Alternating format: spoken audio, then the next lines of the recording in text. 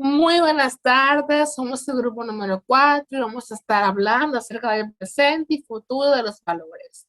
Puedes continuar con la diapositiva, por favor. Continuo, Ashley. Los participantes somos Ashley, Saray Ureña, Yokai Tiburcio, Adamaris Rodríguez, Emmanuel Ruiz y Araceli Silva. Continuo. Aquí vamos a ver los temas a tratar, son varios, y vamos a empezar sobre el presente de los valores éticos. Continúa, Ashley. Vamos a empezar y yo voy a ser la expositora de este tema. Continúa. Antes de empezar, queremos ver una bonita frase de la ética, que es: la ética es saber la diferencia entre lo que tienes derecho de hacer y lo que es correcto hacer. Continúa. Ok, voy a hablar sobre puntos claves acerca de esto. Como podemos ver, la corrupción en el día a día no solo se da en el aspecto político, también podemos verlo en los aspectos de comunicación, de la justicia, del mismo hogar. La corrupción está en todos lados. Por ende,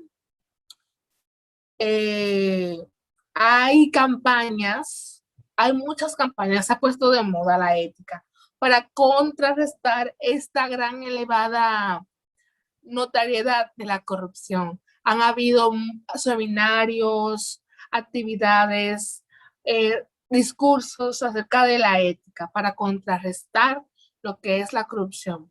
Pero hablando de esto, nos surge la pregunta, que es el tema número 2, que es: ¿cuál es la causa de la corrupción? ¿Por qué hay corrupción? Hay dos vertientes. La primera vertiente es que los valores tradicionales que hay están en decadencia. Los valores que ya podrían estar determinados están en decadencia.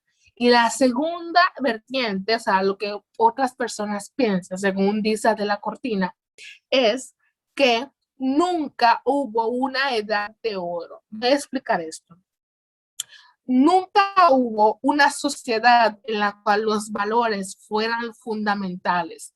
Por ende, siempre hubo corrupción. Esas son las dos vertientes, no sé si me doy a entender. Una es que es porque los valores ya están desgastados, ya no se usan, no están definidos. Y otra es que nunca en la sociedad hubo un punto clave en el cual, o una edad de oro, como se dice en el libro, en el cual los valores estuvieran en su máximo auge. Entonces, vamos para las crisis. Las crisis pueden ser buenas como malas. Hablamos de crisis. Vamos a buscar aquí mis apuntes. Es aquella en que se está produciendo algo grande, cuando es algo que se está haciendo algo grande. Es decir, cuando hay una transformación. Entonces, cuando las crisis pasan, cuando una persona está pasando por una crisis ética, puede tener dos vertientes. Puede reformar sus valores para algo bien, para algo correcto, o puede retractarse y dejar esos valores que tenía. Eso es todo por mi parte. Sigamos con la siguiente expositora. Gracias.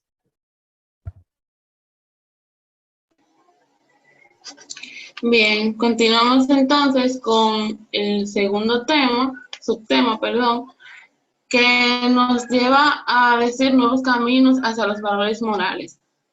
Definitivamente existe una crisis ética en la sociedad y a esto caemos porque se está cuestionando la forma en que se siguen llegando a los valores y el cómo se determina que deben ser encarnados por las personas. ¿Esto por qué? Pues nadie quiere, por ejemplo, sacar de su vida ciertos valores cuando se habla del hecho de ser querido o de querer.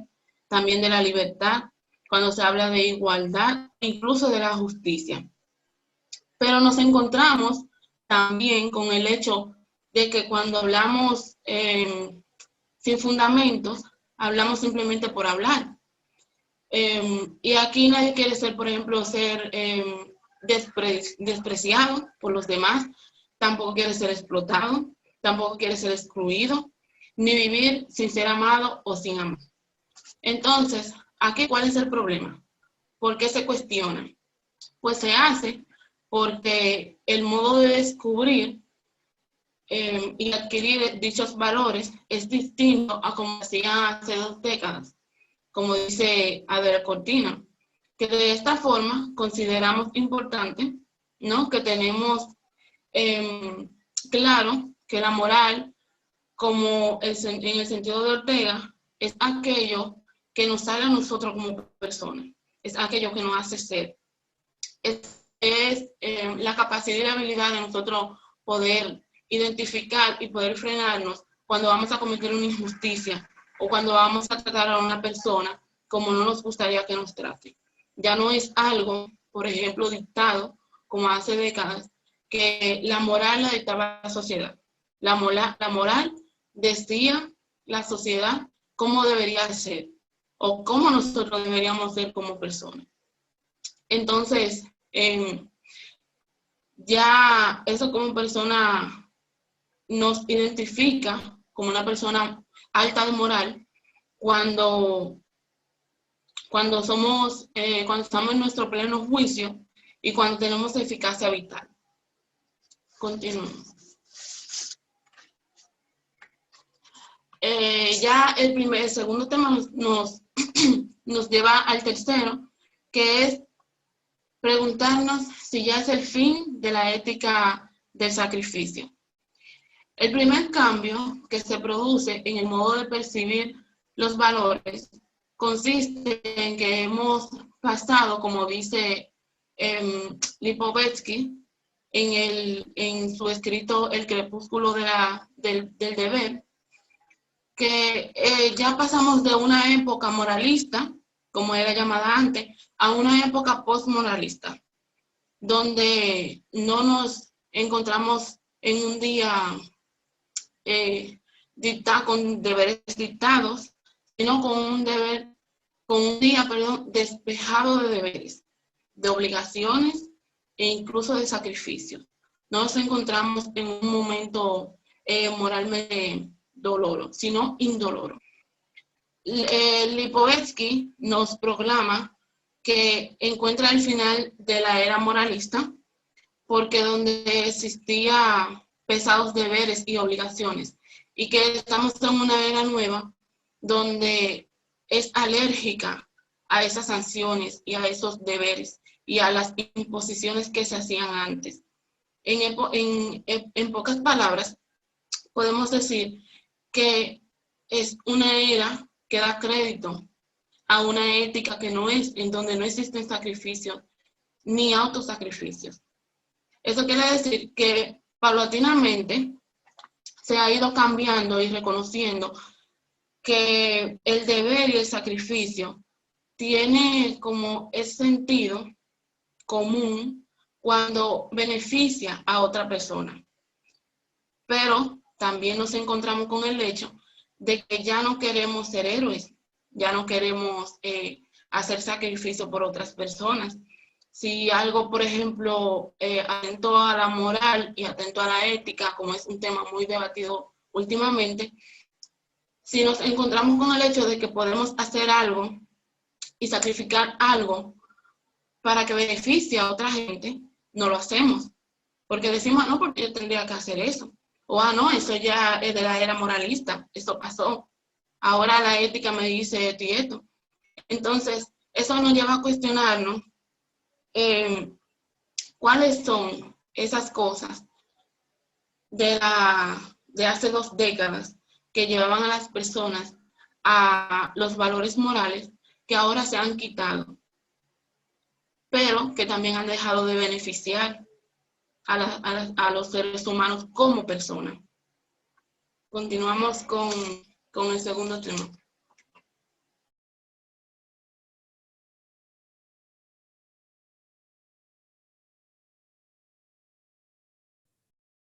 Muy bien, a mí me concierne dos temas. El primero es no sacrificio, pero sí exigencias. Al ver este tema, se denota un sentido de que si no hay sacrificio, pero sí hay exigencia, ¿verdad? Entonces, eso es un tema que se marca mucho en la sociedad porque la sociedad le gusta más exigir que sacrificarse por cumplir para que sean satisfechas o para que sean cumplidas todas sus exigencias. En este tema hay algunos puntos importantes dentro de los cuales tenemos el individualismo responsable. El individualismo responsable se denota en quien defiende sus derechos por encima de todo, quien plantea desde ello fuertes exigencias. Continúa, por favor. En cambio, el individualismo irresponsable es su único compromiso es su propia supervivencia. Continúa, por favor. Ahora bien, ¿y tú? ¿Eres un individuo o eres un individualista? Esto es una pregunta que deberíamos hacérnosla. Porque el rol del individualista es centrarse en su propio beneficio. O sea, yo hacer lo que a mí me satisface, lo que me satisface. No importando el nivel de exigencia que contenga cualquier derecho civil, pues entonces yo exijo que me sea cumplido, ¿verdad? Porque yo estoy en una sociedad. Pero, ¿qué estoy yo haciendo?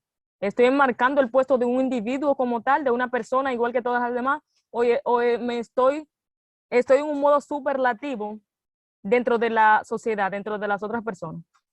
Entonces, eso es una pregunta cuestionante que deberíamos hacer. Continúa, por favor. El interés por uno mismo sería la clave de esta ética de los nuevos tiempos democráticos, frente al altruismo exigido por la moral del deber. ¿Cuál es mi deber? Conocemos bien lo que es la moral del deber. No es hacer una cosa por imposición, sino porque yo tengo el deber de hacerlo, entonces lo debo hacer. Hay una sociedad que espera por un granito de arena que yo aporte para que las cosas puedan marchar de la manera más adecuada posible. Continúa, por favor. Aquí tenemos otra pregunta y ¿es el individualismo un motor suficiente para gobernar en la vida de un pueblo y en sus instituciones los ideales modernos de libertad, igualdad y solidaridad? Bueno, universalizar la libertad exige algo más que una cultura individualista. Esto está más que claro. No se trata solo de que yo exija por mi parte, mi compañera Sara exija por su parte, Ashley exija por su parte, Yokairi haga lo mismo, Manuel haga lo mismo, Adamaris haga lo mismo. Cada una jalamos por nuestro lado, entonces, ¿en qué vamos a parar? Más que eso, debemos universalizar la libertad, o sea, una libertad para todo, obviar, por así decirlo, la cultura individualista y unirnos, porque unidos somos más fuertes. Continúa, por favor. El segundo tema es la ética de la sociedad civil. Continúa. Bien, si la ética quiere indicarnos qué carácter o estilo de vida hemos de asumir para ser felices, nadie puede descubrirlo mejor que Dios mismo que nos ha creado.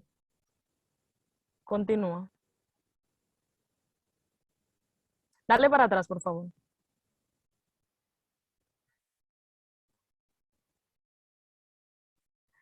Aquí hay un pequeño enunciado que dice, indicarnos qué carácter o estilo de vida hemos de asumir para ser felices. Esto es algo muy importante. Para ser feliz, qué carácter, qué estilo de vida he de asumir. Eso es de responsabilidad propia, lo que yo voy a asumir para yo saber para cómo yo soy feliz, ¿verdad? Y por eso dice aquí, nadie puede descubrir lo mejor que Dios mismo que nos ha creado. Eso era por unas creencias que tenían en aquel tiempo, que más adelante le daré algunos detalles. Adelante, por favor. La moral y la religión, en este concepto se enmarca. La moral, por tanto, quedaba sumida en la religión. Se tomará como saber para forjar un estilo de vida o para llegar a decisiones justas. En cualquier caso, la ética aparecía como parte de la religión y como fundamentada exclusivamente en ella, o sea, lo que estuviera fuera de la religión, entonces era como poco considerado como ética o como moral. Continúa, por favor. ¿A quién le corresponde el deber moral? ¿A los ciudadanos o a los políticos? Esto es una gran pregunta. ¿Me corresponde a mí el deber moral o le corresponde a Abinader? ¿A quién le corresponde? Rotundamente, el papel que juega la ética y la moral no es de los políticos. Los políticos actúan como directores de nosotros, pero ¿qué ellos dirigen? Nuestra moral, ¿verdad? Entonces ellos tratan de moldear y poner algunas leyes y algunas normas, pero depende de mí como ciudadana que eso se dé, ¿verdad? Continúa, por favor.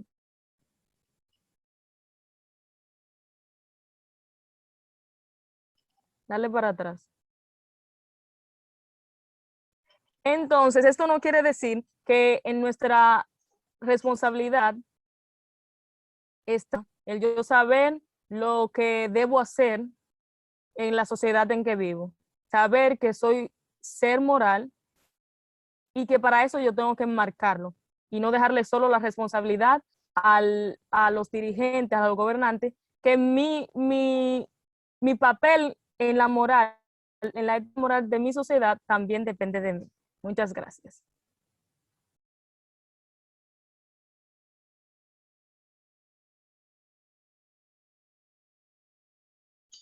Bien, entonces ahora yo voy a hablar sobre el declive de las ideologías políticas.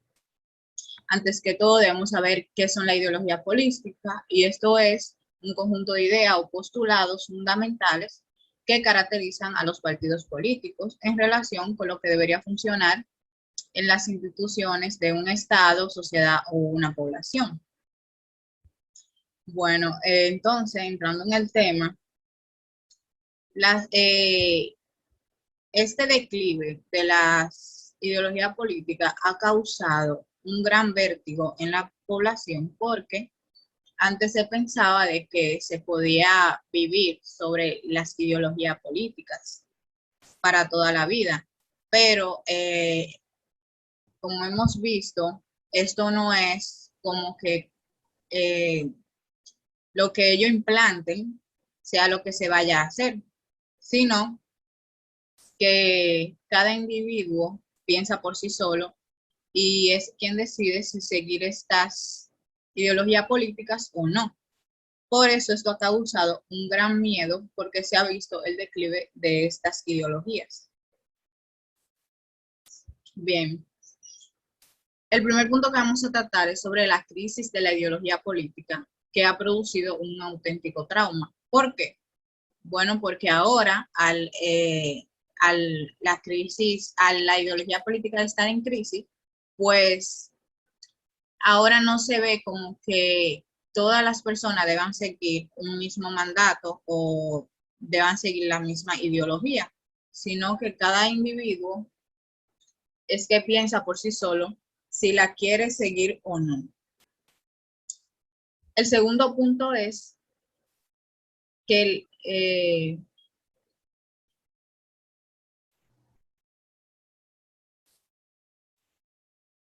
segundo punto es que la moral del camaleón intenta reflejar un brusco tránsito. ¿Por qué? Bueno, porque se ha tomado la metáfora de Neil Sánchez Chana, que quiere demostrar que es optimista, pero ha hecho que la moral del camello se haya muerto. ¿Por qué? Bueno, porque se dice lo que yo debo, era lo que se decía antes, pero ahora se quiere pasar a decir la del león, que quiere decir yo quiero. Porque esto ha causado un gran impacto. Bueno, porque la moral trata, o las ideologías políticas tratan de que el ciudadano sienta un deber de hacer las cosas, no que quiera hacerlas, porque esto es lo que ha causado la crisis, que cada quien como individuo se pregunte, yo quiero, pero si no quiere, pues no la va a acatar.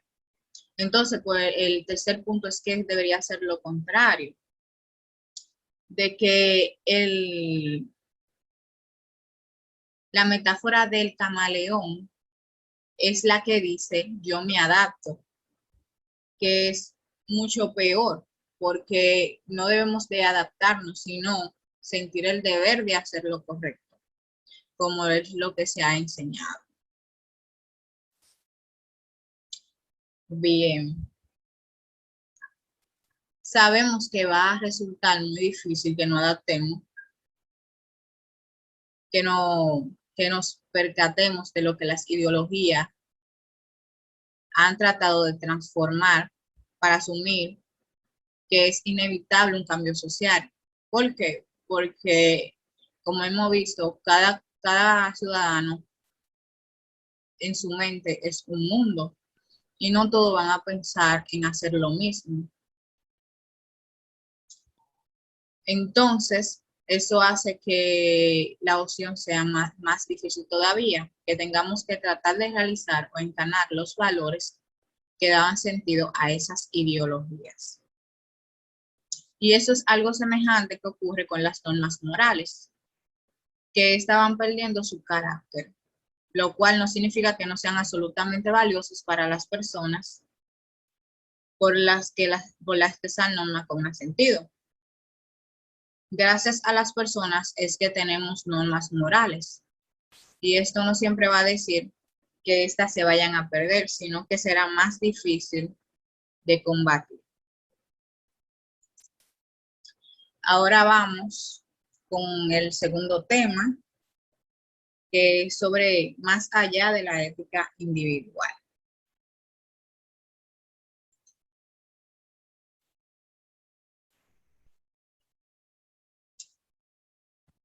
No es menos novedosa la situación en lo que respecta a la exigencia de completar cada vez más la ética individual por la ética de la acción colectiva.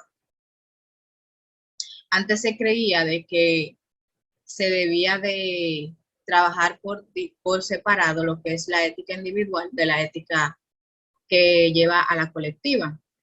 Pero con el pasar de los tiempos se ha dado cuenta de que cuando trabajamos la ética individualmente, pues entonces sentimos como la sensación o obligación de enseñárselo a otras personas y por lo tanto esa se viene convirtiendo en lo que es la acción de la ética colectiva. Hoy día los individuos comprueban que pueden actuar con mejor voluntad del mundo y que, sin embargo, de su buena actuación pueden seguir malos resultados. ¿Por qué se dice esto? Bueno, porque cuando trabajamos individualmente, cada uno piensa en qué es lo mejor para el mundo y trata de que su idea sea la que se lleve a cabo o la que gane.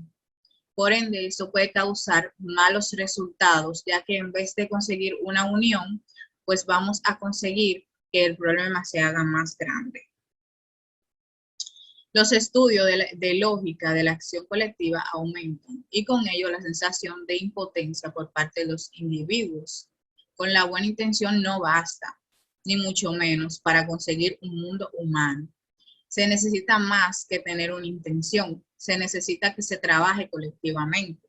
Por eso es que cuando la política trata de involucrarse con lo que es la comunidad, con los empresarios, es para que la idea de que se consiga un mundo más humano sea posible. Por eso hemos visto que en el mundo entero existen lo que son las entidades y que siempre se hacen reuniones entre las identidades y las empresas y los políticos, porque se trata de que los tres trabajen en conjunto y lleguen a una conclusión que pueda beneficiar a todo ser humano. Entonces, por eso es preciso que complementemos la ética de la buena intención individual con una ética de las instituciones, las organizaciones, ya que en definitiva nuestras acciones se mueven en el ámbito de la acción colectiva, que es lo que acababa de decir. Cuando cada una de esas entidades se juntan, pues logran que entonces se haga la acción colectiva y que cada persona dé su granito de arena para tener una mejor sociedad.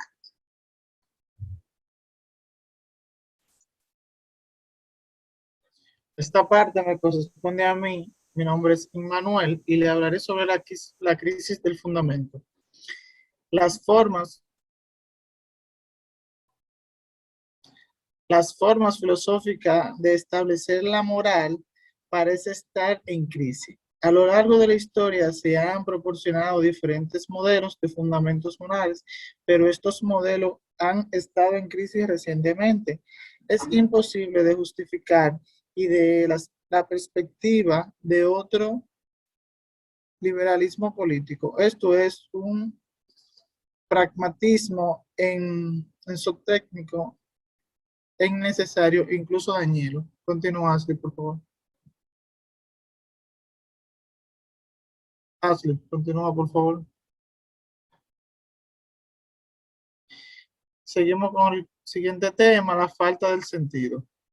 La última crisis que quiero es cuestionar los sentidos comunes, pero su desventaja es que con el tiempo desaparecen. Los proyectos compartidos y las tareas comunes generan sentido común.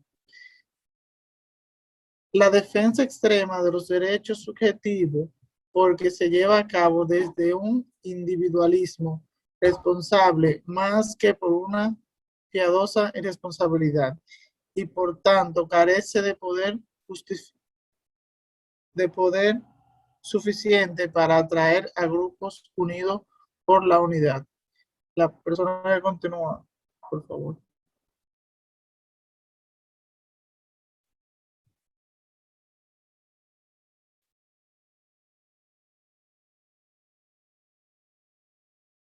Actividades sociales como son las profesiones.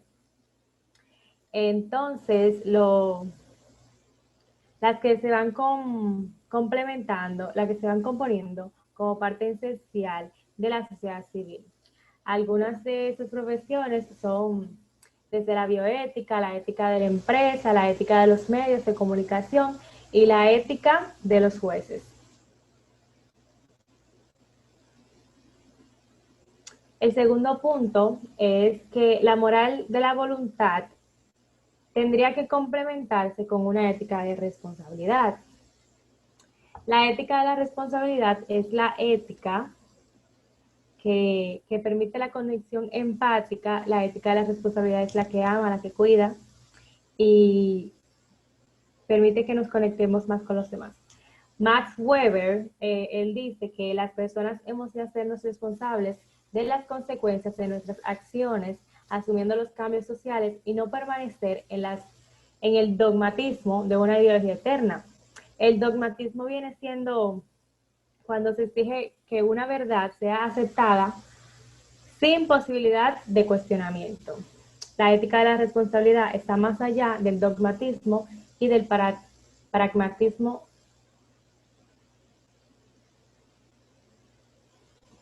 El tercer punto es la sociedad civil, que dice que la sociedad civil debe asumir el protagonismo moral que en buena ley le corresponde. Las soluciones morales no vienen de la política. El ciudadano desde los distintos ámbitos de la vida social somos el sujeto de nuestra propia vida. Hay que potenciar una ética cívica, la cual nos invita a los seres humanos a pensar, justificar y realizar proyectos y nos permite construir un mundo mejor. Desde los valores comunes como son la libertad, la igualdad, la solidaridad, es desde donde hay que construir la convivencia. El punto número 4 nos lleva a que, más allá del absolutismo de quienes se empeñan en encontrarnos normas absolutamente válidas, urge recordar que sin convicciones reales compartidas, nada sería serio ni firme se construiría. El fanatismo es inhumano, pero también es la total falta de convivencias racionales. El punto número 5 nos lleva a hablar sobre el reconocimiento de las personas, la interacción la interacción con la otra persona, tomar al individuo como partida de la vida social, lo cual no existe, y no hay personas individuales, existen personas que han venido a través de un proceso de socialización, y esto es lo que hace la persona con un proceso de socialización. La persona sigue el entorno y la identidad debe ser reconocida porque no sería entonces una identidad. Y se debe orientar nuestro actual individualismo hacia un nuevo humanismo. Porque el individualismo se parte de una sola persona y el humanismo nos lleva a más.